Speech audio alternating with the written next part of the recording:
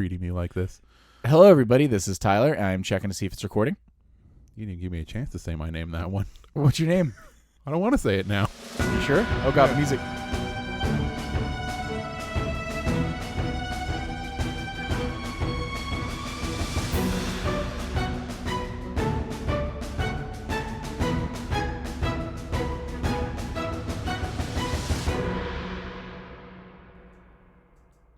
Hello, everyone. My name's Tyler. And I'm Richard. On today's episode, we'll be discussing the ONE DND Playtest Materials released so far.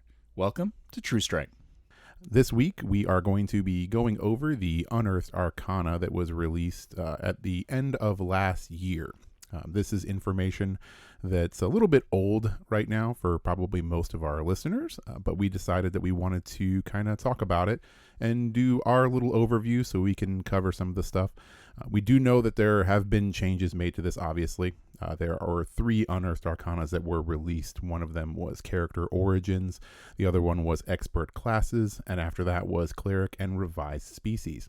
We're going to start with Character Origins, and we'll kind of go over the stuff that's stood out to us in the order in which they were released, and we'll probably have to backtrack some of those things because there were actually changes made in between them in the time being.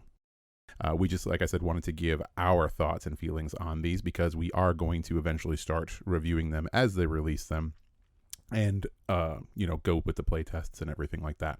So this, like I said, is just kind of our overview of what was released before. So we're not going to go through this with a fine-tooth comb by any means. So we're not going to be reading every single one of these things down to the T. We're just going to kind of gloss over them and talk about the things that stood out to us, the things that we liked, and the things we didn't like. Yep, this is just our best of, cliff notes, etc., etc. So do you want to start, or do you want me to start? You can go ahead and start with right. Character Origins. So with the Character Origins UA, some of the big things I noticed going through it again, a little refresher. The feats are no longer a variant rule, which I think is great because we already use feats in our home games anyway. But now they're just straight up built into the mechanics inherently. Yeah, and I like that a lot, actually. I think the feats are one of those things that really help make a character unique. So having them built in at level 1 and not having to worry about when you're going to get them and what you're going to choose is pretty cool. And you just brought up a really good point. Built in at level 1.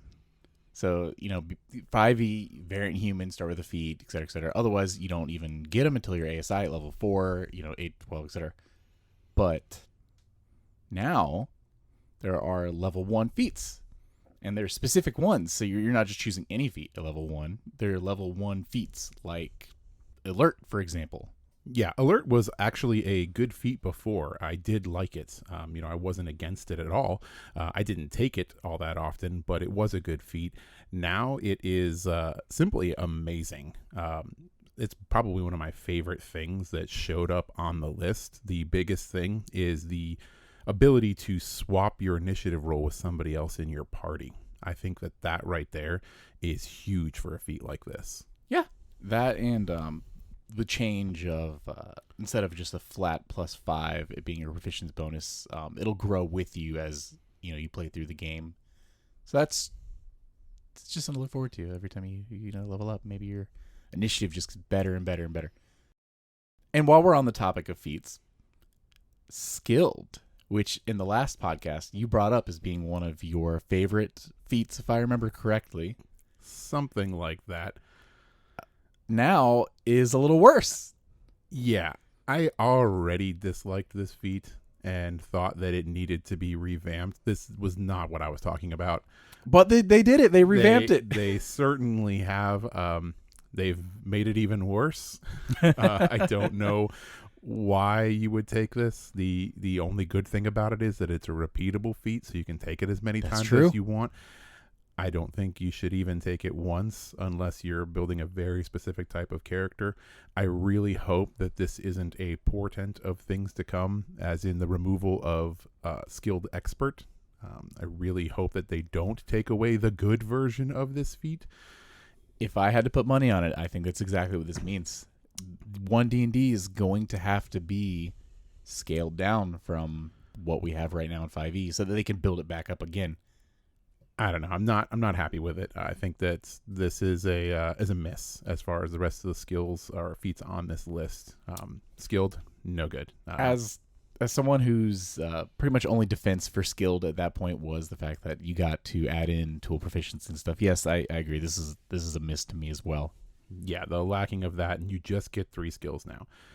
It's just I don't see the use for it, honestly. I do see here, going over notes that I was sent, that the musician feat is cool. I skipped over this one. Yeah, I am pretty excited about musician. I like it a lot now. The biggest thing that they've done with it is, you gain the tool proficiency with 3 musical instruments of your choice, which is great. But inspiring song, which is really, really cool.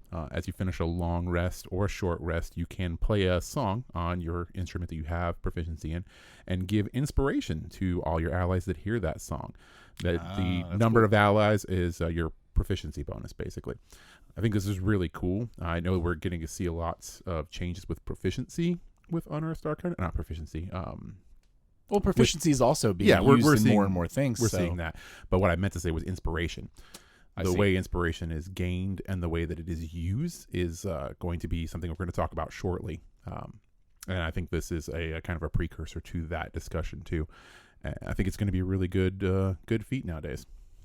Now, one feat that I did want to touch on really quick, because it stems from skilled, which is the funny part, the crafter feat, which that's where the proficiency in 3 tools went. It is part of the bundle of this crafter feat. It gives a 20% discount on non-magical items, and it allows for faster crafting times. So I think it's safe to say that they're going to lean heavier into tool proficiencies this time around. Yeah, this one is interesting because it kind of makes you think that there's more stuff coming. So it's kind of like a peek into the thought process and maybe the design process. So I think Crafter is kind of like that little tip of the iceberg of what might come when it comes to tool proficiencies and even the future of crafting in general. Maybe. Right. We'll see. Last little bit I'll touch on, even feat related, is the backgrounds now. It seems like they're leaning heavier into building your custom background as being the standard versus a pre-made one. The pre-made ones will still be available. And the reason I bring this up is that part of picking and building your background is that's where you'll get your first level 1 feat. So it seems like everyone is going to be starting this game off with feat now, which is pretty cool to me. Yeah, I think that's cool. I like that idea a lot, and I like the background builder. Not that the inbuilt or built-in backgrounds are bad by any means. They got a definite change to a lot of them. The way they're presented and what you do get with it, they all still exist. But I think for veteran players, that building a background is going to make it a lot easier to come up with a character that is uniquely you and, more lines with your vision of what you want to play. Sure. And anytime I've ever built a character, and I like to think I'm not alone in this, but who knows, maybe, I've always built a character with a backstory in mind before I even look at the backgrounds in 5e. And then I don't typically actually take a background that necessarily even one-to-one fits my character.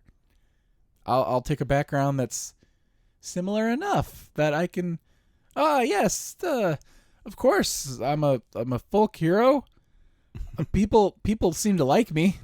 I really just want, the what I get for choosing this, and the other ones really didn't sound like me. So I guess this is as close as it gets.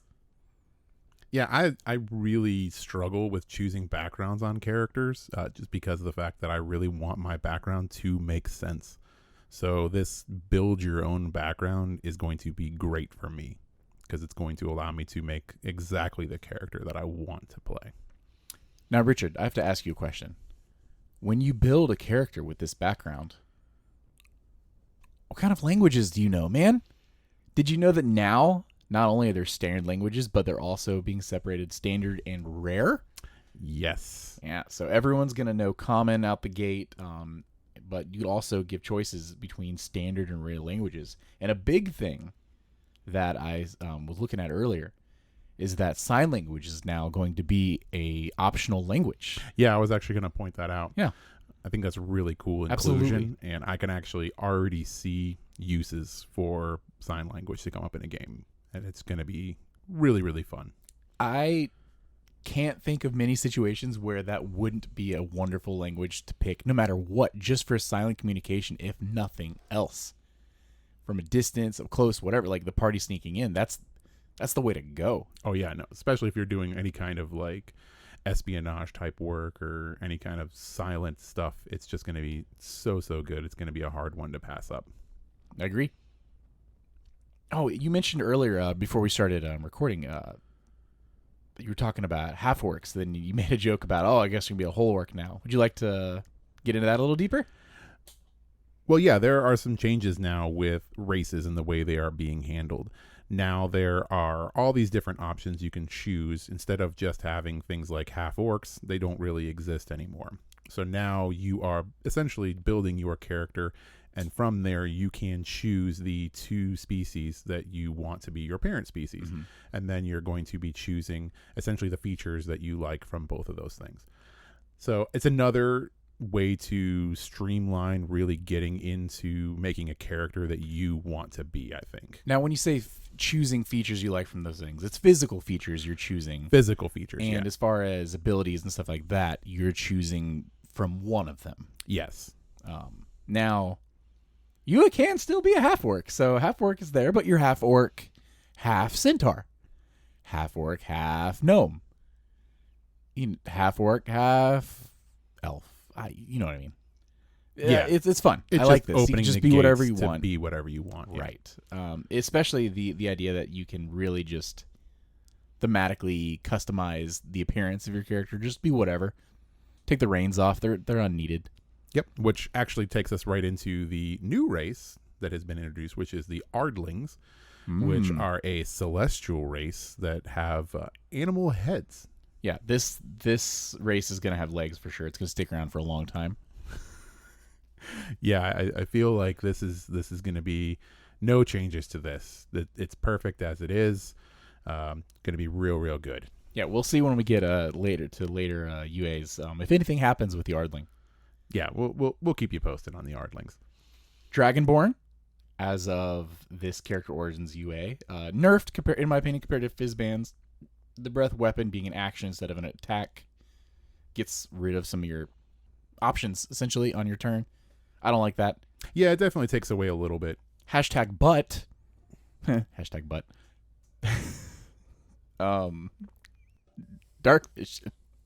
You can see in the dark. It's about time. Yeah, I know, right? That's one of those things that I think I and a lot of people just assumed that Dragonborn had. Like, it wasn't until there was one in my party actively and night fell and he was, I can't see anything, that I realized that it was going to be a problem. It's just, like I said, one of those things I always thought that they had, that they didn't, and now they do. The other interesting thing that they did with all the races that they submitted in here too is they gave a lot of people actual abilities. So with Dragonborn, you have your dragon breath and everything like that. With dwarves, for example, you have stone cutting. Yes, right, which becomes an actual action that when you use it as a bonus action, it gives you tremor sense. So there's a lot of additional things that are per race that are actual usable abilities now, which is really cool. Right. I think that's wonderful. Just more reason to play around and with multiple characters, try out different races and stuff, and just the built-in abilities is just, I think it's fun. Yeah. It's fun. More fun in a fun game. This is why we're here.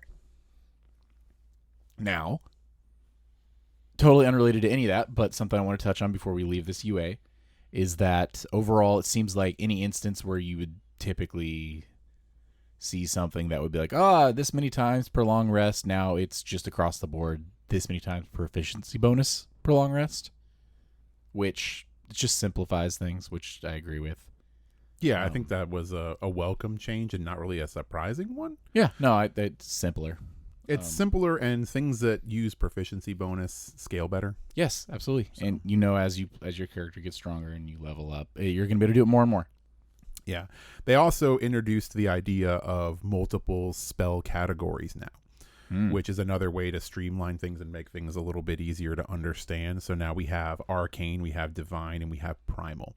So now when you look at a spell, it's going to have one of those tags, Right. which is really good. One, for building characters. If you're looking at spell lists and stuff like that, it'll be a lot easier to tell where that spell is going to be allotted and where it's going to be, and also kind of what kind of magic it actually is. So Yeah, no, honestly, I love this. There's been times, especially, the newer you are, like playing a bard and be like, so which spells do I get?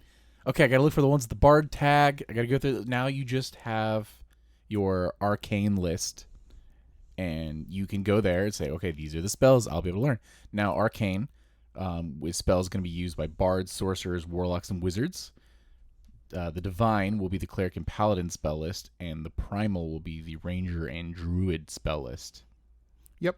And it's really good for when they release a new spell too, because now if they release a new spell in a book or something like that, you'll be able to look at that tag and instantly know whether or not you care. Just slot it right in. Yeah. No, this is a great change. Something I don't necessarily agree with is just the terminology around this D20 test. Yeah, it sounds weirdly clinical. Yeah. I don't.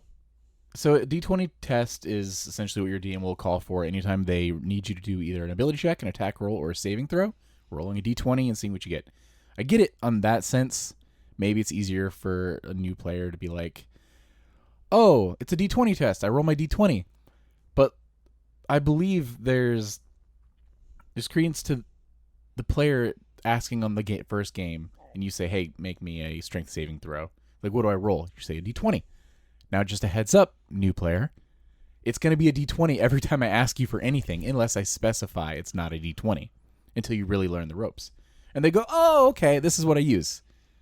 I don't think you have to spell it out as D20 test to call for a D20 test every time you want them to roll a D20. Yeah, like I said, I don't know that I agree with the way that it sounds. I think it's better, I would say, to train that new player, like you said, to learn the nomenclature of the game and to learn what you're asking for, rather than just water it down to a single term like that. Yeah.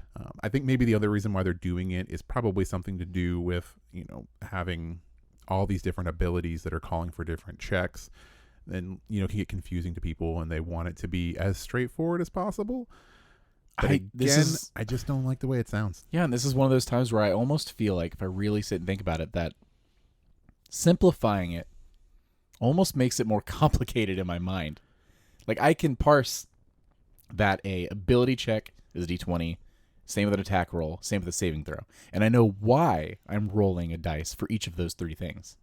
If my DM looks at me and I'm like, hey, I'm going to attack this guy, and he says, make a D20 test.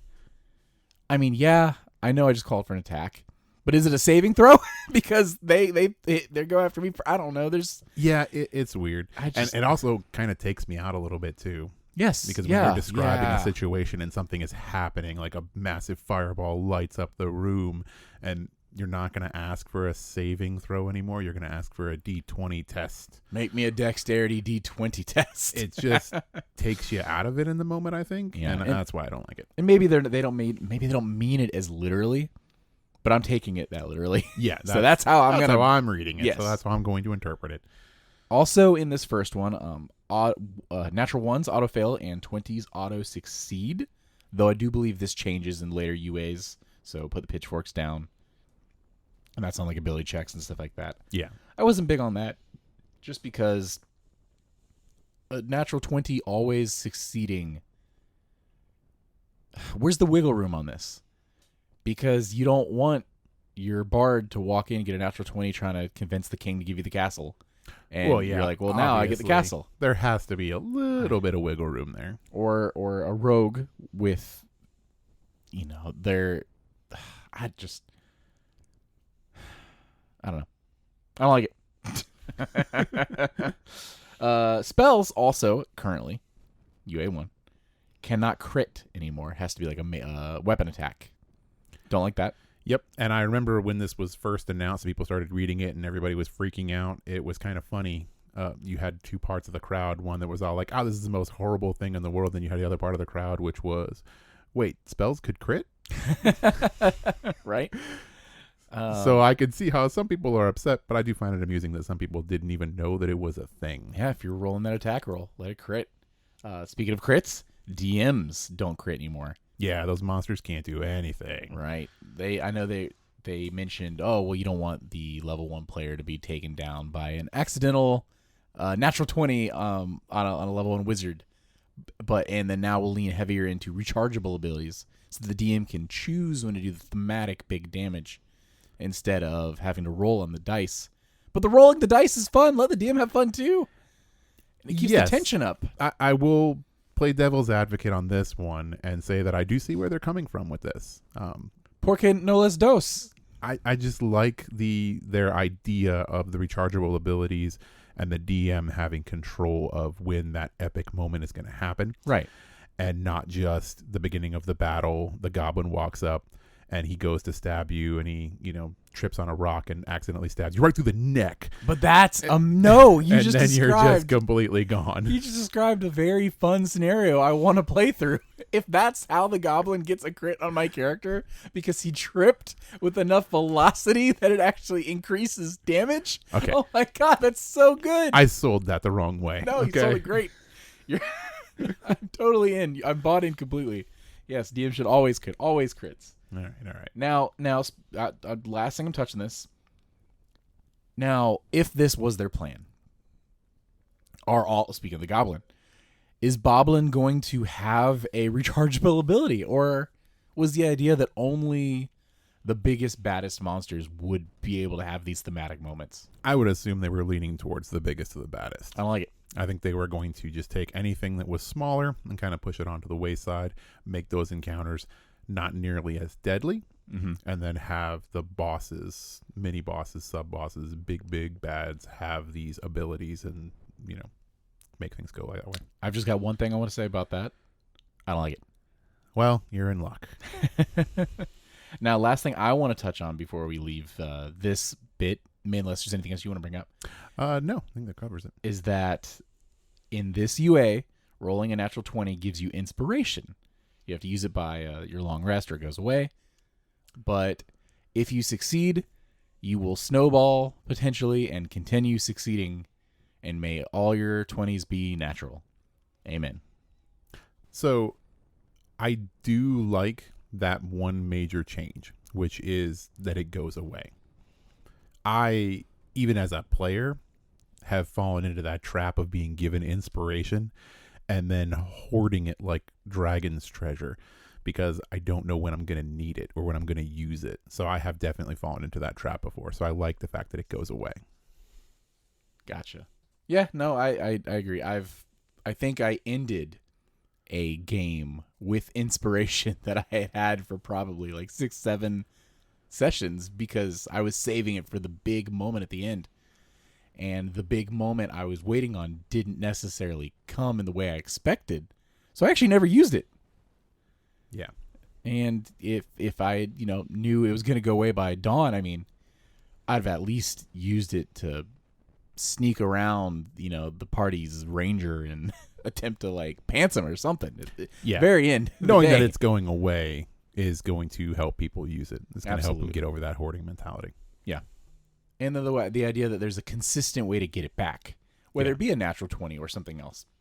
There's a way to get it back without relying just on the DM's goodwill and sense of humor. Now, moving on to the expert classes UA. Some of these things will have already changed based from the last thing. Yeah, expert classes is a weird one. I hate the term expert classes. I hate it almost as much as I hate the term for priest. Well, I don't mind the priest one as much, honestly, because basically what they're doing is they've divvied up the classes themselves into these groups, and the first one that they're going to be talking about is expert classes, which covers your rogue, bards, and rangers. Your mages, which covers your sorcerers, warlocks, and wizards. Your priests is your clerics, druids, and paladins. And your warriors is your barbarian fighters and monks. Artificer is also going to be under expert, I believe, but it's not official yet. It's not in the current 5e Player's Handbook, and the idea of this UA currently is that these will be the 2024 update to the Player's Handbook. Yeah. But yeah, so they're just kind of a way to subclass all these classes into little groups. The reason why I don't like the term expert is because I think that it kind of makes it stand out to the layman, as in these are the high tier classes. I agree. So if a new player looks at it, they're going to look at it and they'll be like, oh, I'm not an expert. I have to play a barbarian, because they are obviously not an expert class to play. And I think that's just the use of the word. I think that they should probably choose something a little bit different than expert, even though their intention is just to say these specific classes, being the rogue, bard, ranger, and artificer, are the experts in what they do, because they have all these expert talents and everything like that. So I see where they're coming from. I just don't like the word. Yeah, and I'm sitting here as you were talking about it. I see it both ways in that, yes, exactly like you said, the experts are what they do. I can't think of a better word, but I'm sure one exists. We'll workshop it. Yeah. We'll get in touch with Chris Perkins. We'll workshop it. We'll pitch our idea to WotC, and we'll probably see that come up in the 5th Unearthed Arcana or so. I believe. Yeah. So. Now, Artificer, hopefully, fingers crossed, it just won't come back, and then we'll never see it again. No. And then they'll come up with a better class. It'll be fine. Sure. Now, Priest, really quick, just because you were doing your spiel on the experts. Priest for Cleric? Makes sense. Fine. Druid? Druidic Priest? Yeah, he's a priest of the trees. Sure, but I've never once played or had a player that played a Druid that way. And the only Paladin I've ever played was not really a holy person. It's a Paladin of the Armory. A priest of the Armory, I mean. Yeah. See? Instead of, like, vestments, he wears plate armor. This is a similar thing where I'm like, okay, what are they going to call it? Like, Holy Warriors? Like, no, Warriors is already taken. Like, I don't know what's better. I just don't like Priest. Yeah, we'll workshop them all. We'll just come up with new groups for everybody. It'll be fine. Now, like I said, this is an overview, so we're going to try to speed up a little bit. I feel maybe we are dipping in a little too much. Really quick, this is a big thing. The Bards and Rangers are prepared casters now. So at long rest, they'll be able to swap spells out instead of being stuck with the ones they choose, et cetera, et cetera.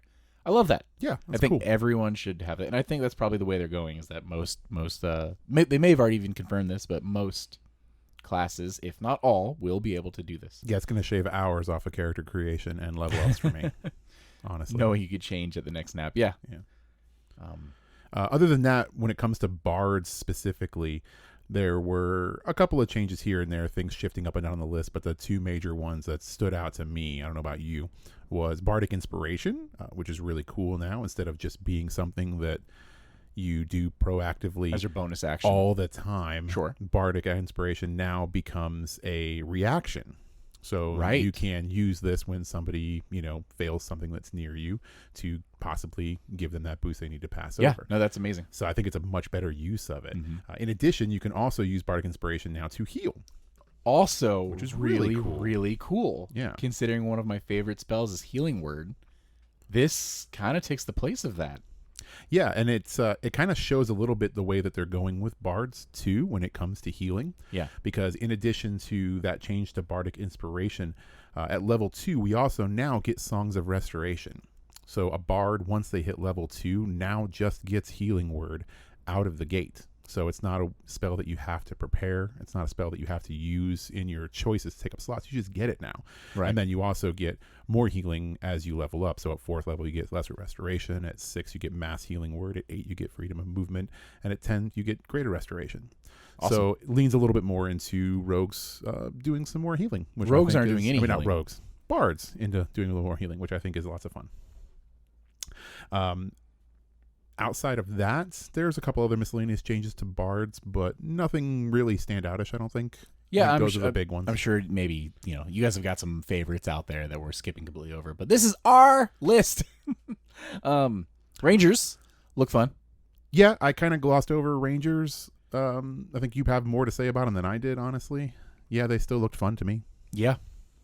The overall stuff, the ASI, as it stands now, with leaning heavier towards feats just being standard now, ASI is sort of gone, but really not. Basically, there'll just be a feat choice that you can take multiple times at your level 4, your level 8, etc. Yeah, they're just building it in. That is the ASI. So I like the way they're leaning with that, where it's not, do you want your ability score improvement or do you want a feat? It's pick a feat. One of those feats increases your ability score. Yeah, right. Oh, speaking of Rangers, last thing on them really quick. They have an interesting ability at level 10 that I just noticed where they can downcast a spell. They get Conjure Barrage. It's already prepared, blah, blah, blah. But it's a 3rd level spell, and they can choose to cast it at 2nd or 1st level, and it just drops a damage dice for each level under 3rd. Yeah, I thought that was pretty interesting. Now, it's not a super powerful spell, so maybe you don't want to do it. Maybe you do. I like the versatility. I like that you can. Rogues. You got anything you want to say about them? Rogues saw a slight nerf, in my opinion, with evasion. Coming in at level 9. Yeah. I can't say I'm surprised. Nope, not at all. And I'm not arguing against it. Nope. It does make me sad being a more recent rogue player. I liked having it earlier, but at least I can see why they did it. Yeah, you don't have to play rogue ever again. Rogue can't touch you anymore. Yeah, can't hurt you. And basically getting pack tactics at level 13. That is pretty amazing. Awesome. It's not called pack tactics, but subtle strikes. It's subtle strikes. It's pack tactics. Now level 13, very far, but once you get there, that's amazing. It's deep in there, but once you get there, it's amazing. Right. We have some changes to feats again. There's one very special feat. I know it's special to both of our hearts that I would like to touch on. And Inspiring Leader. They were listening to you. Yes, they were. So they did do some changes to Inspiring Leader. The most important thing is that it's a 4th level feat now. So we kind of touched on this in the last one, is that feats are going to have levels now. Right, which means you can't take it. So you can't take it until you hit level. that level, Correct. which makes a whole lot of sense, especially when you're looking at like super powerful feats, right, like Great Weapon Master or something like that. Feats that, if you take them at lower levels, can do a lot. Inspiring Leader was one of those feats that was on my list, as in a one that I hated. Oh, that list. I had it mixed up on the other list. Yeah, didn't like this feat at all and thought it needed a rework, and it got a rework. So it's now a level 14 feat. Oh, sorry, level 14. Level 4 feat. It's, has the same thing. So you do your inspiring speech. You do it at the end of a long rest, short rest, or a long rest. You give your performance. You choose up to 6 friendly creatures within 30 feet of you that now gain temporary hit points equal to 2d4 plus your proficiency bonus. Yeah. I love it. So I wouldn't be as satisfied if that was the only change, because I would say still garbage feat. But along the lines of the way they're doing these feats now, where they're baking in that ASL, so they're baking in those points. Now you get to increase your wisdom or charisma by 1. So that definitely boosts this feat. It's a great, so yeah, good feat. I do like that. Glad they did it. Take it, and by everyone I mean you. I wouldn't say that it's a everybody should take it feat, but it's a step in the right direction. Let me ask you this then, Richard. Do you plan on or see yourself ever taking this feat? Will I take it? Yeah. No. Will one of my DMs give it to me? Probably. So you don't see a world where, if you were a cleric or bard, if you were the team's bard, you don't see a world where you would take this version of the feat. I could see myself taking it now. That's all I was wondering. That 1 to charisma is enough for me to look at this now. That could round up your number. Yeah, give you that. That could round up that number, give me the bonus I'm looking for. I can see myself using this feat now. So it's a good step, and they're doing the right thing for some of these. I'll let Chris and the team know. I don't see skilled on here again, so it's still garbage as far as we know. Well, the other thing I don't see is skilled experts. So you might be stuck with it. Yeah. A change just from the first to the second one. Crits on attacks, crit again. Yep. Natural 20s, it's not just melees anymore, blah, blah. They walked that one back pretty fast, which is kind of expected. So exactly. Now, natural 1s currently give inspiration instead of natural 20s. Even better, because now you're not just rolling Yep. and keep on giving yourself inspiration. And it makes more sense now. You have that critical failure. It should only seem fair that now you get a chance at doing a little bit better. You almost inspire yourself to do better by how badly you did the last time. Yeah. So that was a good change. Guidance in this UA, I think, is amazing. Guidance is so much better than it has been in a long time. Instead of just being a touch cantrip where you're going to give a D4, gain a D4 yourself on an ability check, you can use it as a reaction to a creature, including yourself, that has failed a check. And it's once a day per creature, but it's range of 30 feet. Yes, which seems excessive. No, I love it because you look over and it is using your action, but since it's a cantrip, it's something you can do, and probably will do, at least on every person in your party, once a day. Yeah, it's still the D4, but the fact that it's a reaction, which means it's not concentration where you got to prepare for it and be playing in advance, just waiting on something to go wrong. You can wait till your barbarian misses that attack by 1, and you're like, okay, well, never mind, you hit. Yeah, guidance is going to see more realistic play now. And that, I think, is the biggest win for it. Instead of players just spamming it automatically, or just rolling avoiding a D4, it because they don't want to spam it, which was the case for me when I was playing a cleric. I just didn't want to spam guidance all the time. Right. So I just didn't and kind of forgot, and then it doesn't get used. So I think this is a good push for this spell that's going to have it be used more realistically and more dependably in games. Yeah. One last thing I wanted to touch on was that the light weapon property now allows an extra attack as part of the attack action. So you no longer have to use up and give up your bonus action to get that second attack with your second light weapon. I love this. No, I think it's good. Yeah, if you wanted to dual wield before, you were losing your bonus action essentially for that second attack, and now you can build towards being a dual wielder, because that's just a cool flavor idea. And you still get to play the game with everybody else. You take advantage of your bonus action. Yeah. Was there anything else you want to touch on this UA before we leave on? I think that pretty much covers it. Okay. Going over... Oh, last thing I noticed. The magic action is what it's called when you cast a spell or use a magic item. Yeah. So that's just essentially, I'm going to take the magic action. More clarification on the exactly. action that you're taking and specifically what it is and what it entails. Right. All right, what's next? We're on the third one, right? Yep. The third and final is the Cleric and Revised Species. Final so far. Yeah, Revised Species is the key here. We are no longer going to be saying race. We're going to be saying species. Oh, I was wondering why you kept saying race or species this whole time. Yeah, we're doing away with the term. It's old and not necessary. So we're switching over to species, and they're going to change that for all their books and everything. So Good now change. we're doing species. Yeah, Can't argue against it. I think it's fine. I can't and I won't. The main subject of this, other than species, is clerics. They're going to be like one of the main focuses. They always are. The first thing we have in notes here is the choosing of subclass at level 3. It's dumb. And I knew you were going to say that. And I don't think it's dumb. I'm not against it.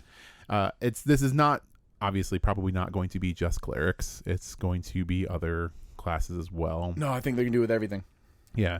Subclass at level 3 is probably something that we're going to see. And I'm not against it. Why is that? I'm not against it because it gives you those first few levels to really kind of get into your character and decide what your character is going to be long term. Now, outside of brand new players, do you need that? I don't know, because I am not 100% going to say that I am right there with a subclass right out the gate, knowing exactly what I'm going to play, because something might happen in session 0 or session 1 in between that and there that might change the way I play that character. And I think for new players specifically, it puts a lot of pressure on them. Like, one of the newest players we have to all of our groups is my daughter, who is only 14, who knows a little bit about Dungeons and Dragons, but not a ton. So I think for her to jump in and immediately be faced with picking a class and then deciding right off the jump what the future of this potentially long-lasting character is going to be can be a little bit daunting. So I think for new players especially, this is a good thing because it allows them to get legs before they decide where they're going to run. And I think that new players and old players can benefit from it too, because I could see myself choosing a different subclass than I originally had in mind, depending on the way the game is going. Sure, and I assume that's exactly why they are making this decision. But I think the biggest issue for me is when you're building your character and you have something in mind. Let's say you want to be a death cleric, and you're going to be a necromancer bringing people back from the dead. And no, you know what? You're just going to spend your first couple levels just being the jolly, cool, healing guy. And, then you hit level 3, and that's when things get a little twisted. Yeah, but they're not saying that you can't play that way. You can't lean that way. You just don't have the mechanics to back it up. I think you can just be creepy for the first 3 levels and talk about death a lot. You just don't have any spells that, back up what you're looking at. I think the reason I feel so strongly about this is looking back to my paladin. I was an Oath of Vengeance paladin who was gifted with these abilities by the wonderful Bahamut, and I didn't even take my oath until level 3. He was just giving me loners, just a little taste of the godly abilities. Yeah. And then once I hit level 3, I'm like, all right, now we can commit to more serious relationship here. Yeah, I mean, you were full on broody for the first 3 levels without the actual oath, so it was fine, right? I'll always be broody. But I don't know. I think I like the way this is going. It's a personal preference, I think. I think I like the way this is going, and also because I also believe that if there are people that are really do have a problem with this, there are more than your average number of campaigns, I would say, that probably start out at level 3. People that skip them completely. That is actually a great point I hadn't considered. Yeah, and the hardcore you audience just skip the first couple levels. Just going to skip the first couple of levels. I probably won't do that. I like the idea of grinding through the first couple levels, but the first couple levels I usually run fairly quickly. Yeah. So I don't think it's going to be an issue. I think in the long run, this is a good change, and I stand it. You haven't necessarily won me over completely, but I have no issues anymore. I won't stand with a sign outside of WotC. Hey. I'm canceling that off my calendar. At least we're making progress. But yeah, so that's, we assume, is going to be across the board, but right now this is about the cleric, and it's specifically for the cleric. The other changes to cleric real quick. Channel Divinity is now level 1, which is super cool. You get access to your neat little channel thing right out the gate, so you're already doing some really cool stuff. The major change to that is the addition of Divine Spark into Channel Divinity. But Richard, what's Divine Spark? Divine Spark is super cool. So now instead of Channel Divinity just being the turn undead, you now can actually heal yourself. So basically what you do is you have 30 feet range. You roll a number of d8s equal to your proficiency bonus, and you add those rolls together. You can either restore those hit points to a creature, or you could deal that damage to a creature. So it's not just healing yourself. So it's not just healing yourself. You can also damage somebody else. Or heal your allies. Yeah, or heal your ally. So you protect, and you also attack. Yeah, which is really cool. It's just another thing that allows you to use your Channel Divinity, because if you're not playing a game where there's a lot of undead right out the gate, Channel Divinity can seem useless, because you're just waiting for something dead and rotting to come along before you actually get a use out of it. Right. So this is a way to get it and be able to use it a little bit earlier. Now, speaking of undead, you mentioned turn undead, and I'm looking here. I'm not seeing destroy undead anymore. Yep, it's gone. Yeah, now we get Smite Undead, which is pretty good, though. Dipping into that paladin flavor. Yeah, I kind of like it. Not against it. Is the another sign of them both being priest? Maybe all these priestial classes will have smites? Yeah. of some sort. Smites of some sort. Leans into the priest idea. I think it's good. There's a bunch of other small changes to clerics, nothing like super great. We have holy orders that get added at level 2 now. So you get to choose what kind of holy order you want to be. They've got Protector, Scholar, and Thaumaturge. You also get the chance to choose another holy order down the line. I think it's around 9th level. Okay. So that's kind of cool. Other than that, clerics, just a couple of small changes here and there, but nothing super of note. I do see on the notes something about Ardling, but I don't know if we're going to cover that. Yeah, Ardlings, that super cool race that we got in the first Unearthed Arcana, Sure. now have been watered down significantly. A lot of their different, they had all these different celestial branches that they could be from, idyllic and all that fun stuff. Right, like an ASMR. And Yep. Now they're still celestial in nature, but now they're just very specifically down to an animal ancestry. You've got climber, flyer, racer, and swimmer.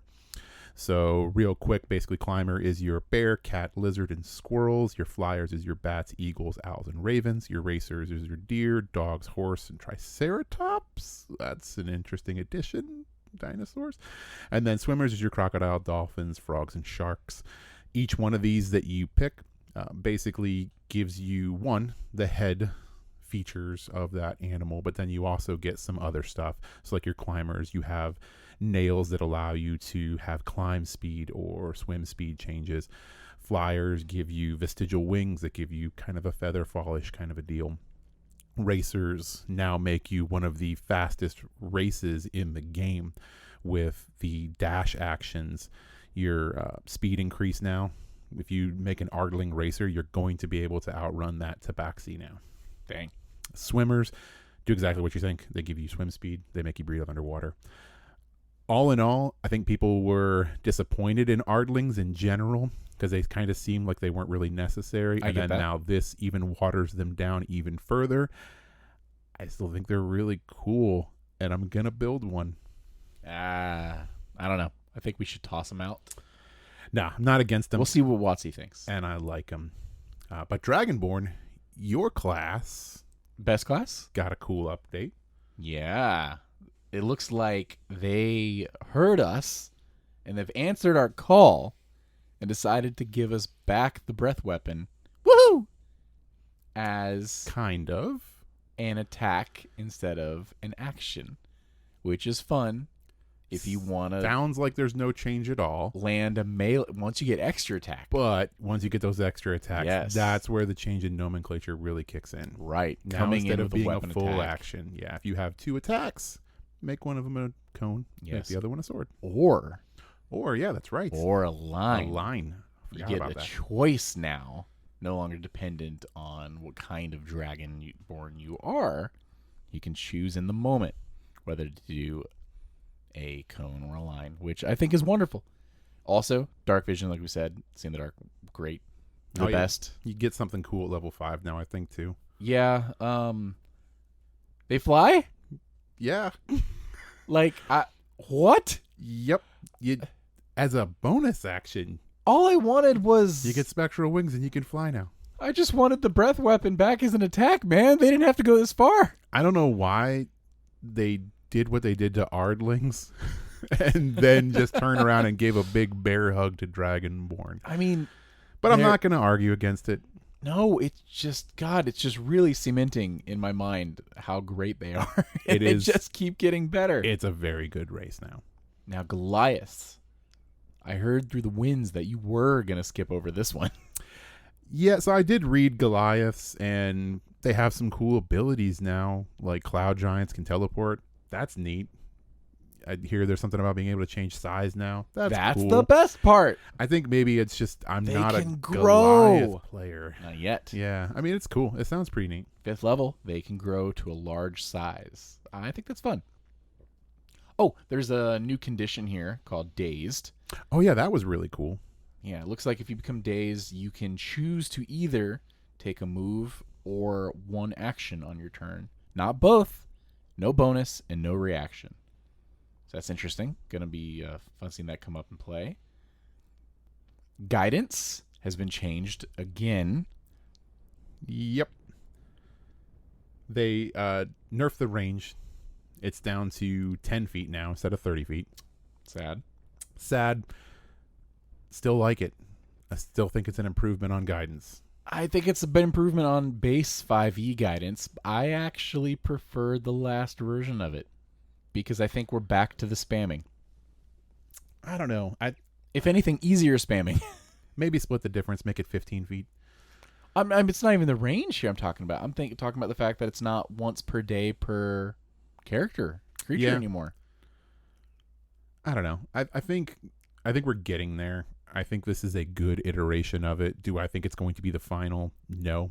I think we'll see another change to guidance. I think, yeah. So this is one of those spells now where I think every party is going to have someone that has it, because on every single round, when they get their reaction back, they can cast it again. Yeah, but I mean, you're going to be using your reaction. Sure. Now, the argument is the person casting it, what else are they going to be using their reaction for? Right. Warcaster? And do I want to give up my ability to cast a spell as my reaction just to give you an extra D4? Even if you just it's going to be a choice. So what, do we know yet what level you'd be able to take Warcaster? No. So how maybe long will this have legs before you even get that? I don't know. We'll see.